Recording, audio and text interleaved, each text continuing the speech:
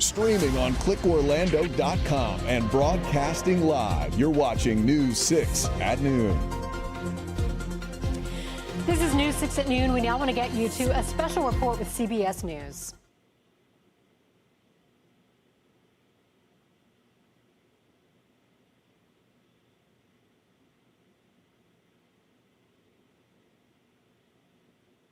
There, he and his wife were loaded into an armored vehicle, a Bearcat, under heavy guard and driven by motorcade into the courthouse.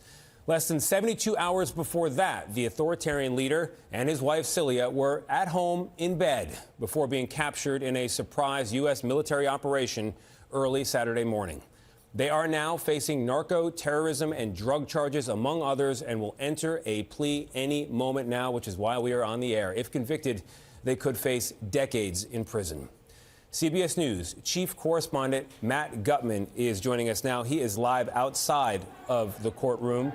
Matt, what a day here. You've got dueling protests. I hear the voices behind you, and you've got this extraordinary shift in circumstances for the leader of a very significant South American country. What's the mood like where you are?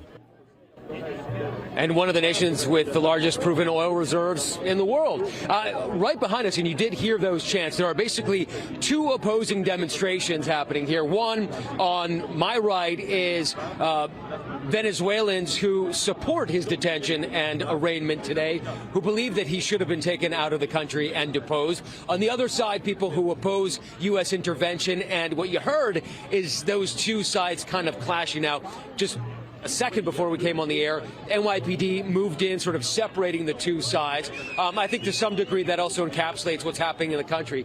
You might be able to see some of the press behind me, dozens of reporters there, dozens additionally all facing the court ahead of that arraignment, which is set to happen any moment now. We know opposing counsel are in court. Both the public defender for Maduro and his wife are there, and of course the prosecution will be there. We're not yet sure if Maduro has entered the courtroom, but that will happen. And Tony, he's expected to plead not guilty to the four charges against him, which include conspiracy for narco-terrorism, conspiracy to traffic cocaine into the United States, and various weapons charges. These are serious charges. You could face, and they both could face, decades in prison if convicted, but it is going to not be an easy conviction. There's some question about the validity of the evidence that the U.S. has accumulated against him, specifically as the alleged kingpin of a drug cartel. So not going to be necessarily an easy road.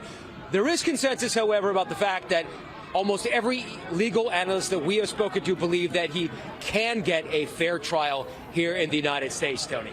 Hey, Matt, while we have you, I see the barricade behind you, and then behind you, additional barricades. We saw the armored vehicle earlier this morning, the heavy armed guard around Maduro as he was transferred from the helicopter to the courthouse. What are you seeing there and reporting, hearing about in terms of security today?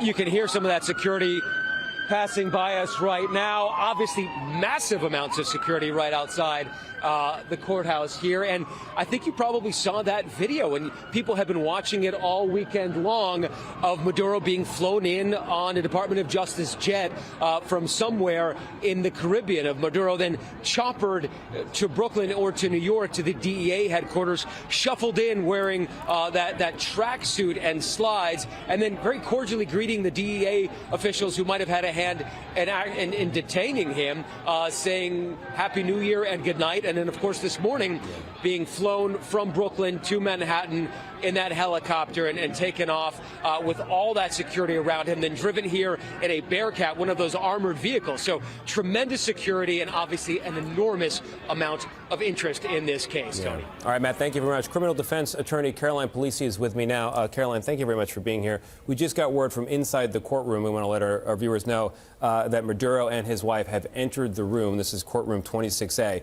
You know what's going to happen there. What is the process for a day like today? Yeah, so today is going to be largely procedural. I don't think we will get any bombshell news.